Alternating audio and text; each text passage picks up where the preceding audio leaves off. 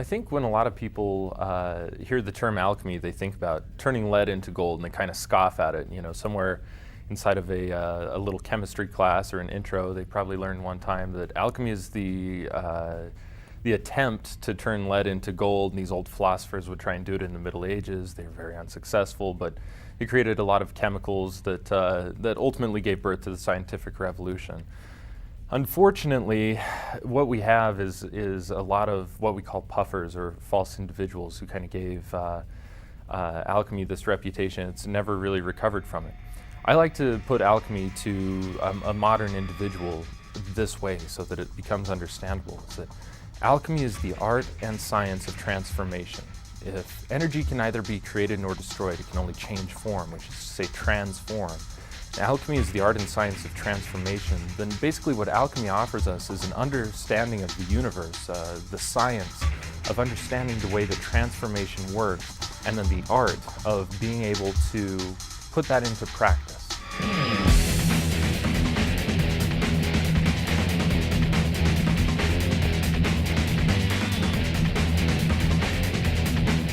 Quantum science is now telling us that observation is creation, and that there's really no difference between the observer and the observed, and that the observer can actually alter the behavior of the observed material. Well, this has been experienced in alchemy for hundreds, if not thousands of years, because as we work with materials, we literally become the material. As a material is sitting in a flask, say, and fermenting, we ourselves psychologically allow ourselves to connect with the material through this quantum force of consciousness and to mentally project as if we ourselves are fermenting, breaking down, being able to open up the soul and the spirit, or what we would call the volatile oils and the plant alcohols inside of the herb. And so this is one of the major tenets really of alchemy, is being able to create a quantum unification with your material in such a way that you think that you're working on the external world, but that becomes a ritual, a simple symbol of you actually beginning to take care of various aspects of trouble or disease or disrest in the subconscious mind. A student of alchemy, when they go on the path, they're ultimately looking to discover their own selves. So what you bring to alchemy is where it starts. And every individual will find what they're looking for through it, because what they're looking for is their own self, and it's always different for each individual. So the path is very personal, and it's very inwardly oriented. At first it may be a stumbling with materials outside of the body, but once the recognition is realized that this is producing an effect on the internal world, that's when the path really takes off and it becomes very, very personal for the individual. So you're not working with matter anymore, you're working with this idea. It's been so surprising, mostly influenced because I've learned so many things already that I didn't even think of. It's been able to explain things to me in deep thought and express myself in different ways. I feel like knowledge is key, and it goes through the process and steps and gives you the keys to life that makes you be able to be more realistic with myself.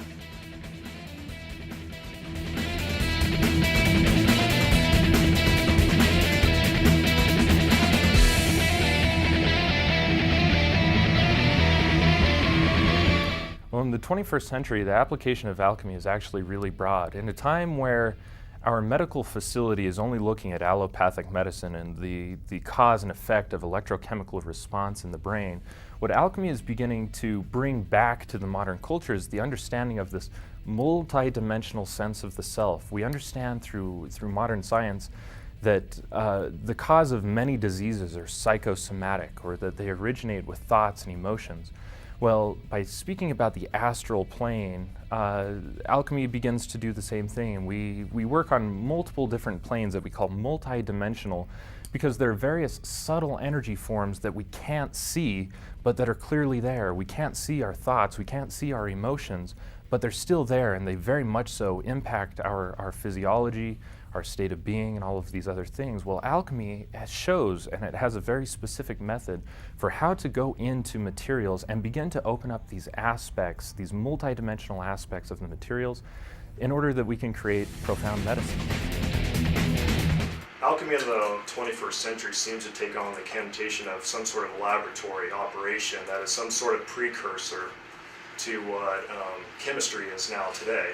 But in all actuality, they're two completely different routes of observing and working with matter. The chemist is after isolating singular variables in the material plane only, and the alchemist is very aware of the underlying spiritual realities and consciousness under matter and can recognize its signatures and can take these apart philosophically, always working with the philosophy and the recognition of what matter truly is. And it's that creates the synthesis of the consciousness of the alchemist with the environment that he's influencing through his experiments. So in the common world, there are lots of things that are very popular that we use every single day in alchemy. Like, for instance, there's a craze around essential oils. In alchemy, we look at essential oils as being the medicinal property of the plant. It's what gives the plant its signature, and it becomes obviously very medicinal. We have slight different ways of working with it than what the modern industry kind of uses it for, but we know that they're therapeutic, and that's one of the common things that's constantly showing itself in modern culture. What I hope to gain by studying alchemy is really to find balance in my life. I've come to realize alchemists have to have patience for their experiment. So I hope to gain patience and knowledge with life, so I'm able to apply that in my future. So I'm able to adapt to change by breaking myself down and then building myself back up. So I'm able to be a happier person, a better person in reality, and be more realistic. The driving motivation to get into alchemy had more to do with to answer an inner yearning to find the singular truth in the universe. I had figured that there had to be a single truth that underlied all of reality, all the manifest material world and universe, and I felt it, and I went after it, and it took a few years, and that's when alchemy crossed my path, and from that moment on, I haven't looked back.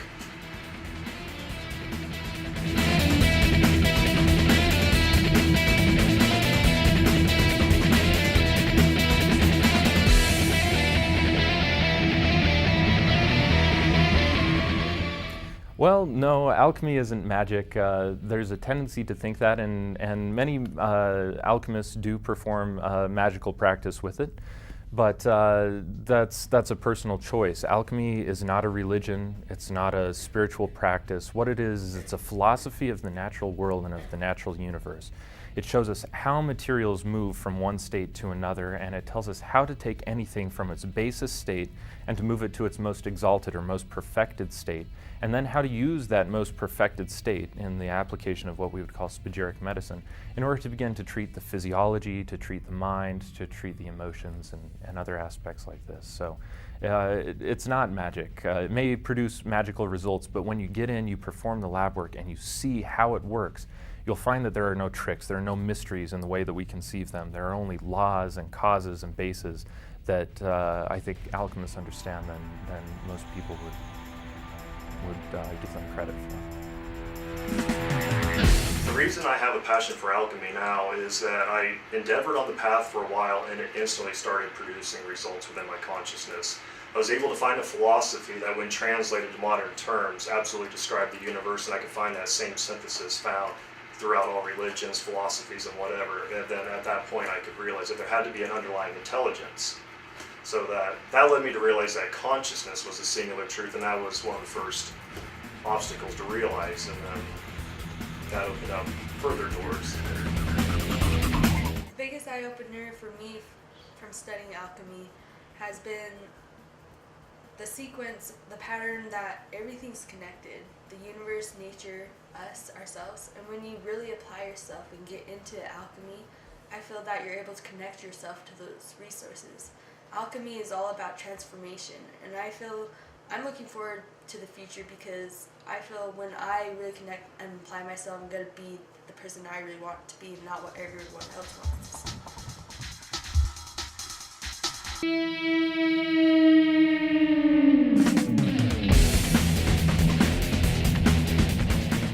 So I'm Phoenix Aurelius. I've been a practicing alchemist for the better part of a decade, and I've been teaching professionally for about 8 years. For the last 18 months, I've been teaching locally in Salt Lake City on a weekly basis. And we're beginning to reach out to a lot of people here. We have a really great alchemical community and a lot of fantastic practitioners. One of the best places to start, I think, studying alchemy is with what I call transpersonal alchemy. And this is a form that doesn't require any sort of laboratory practice or prior experience. And it gives the practitioner an opportunity to really learn about alchemy in a theoretical environment and to begin to apply the processes on a mental level, on a psychological level, if we want to think of it like that. It's a fantastic place to start, and it really demonstrates the principles and will transform your life, hands down.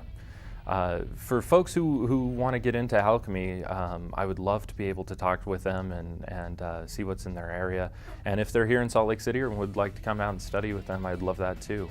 Anybody who would like to get a hold of me can do so by reaching me at phoenix.aurelius.alchemist@gmail.com. And thank you guys for joining me.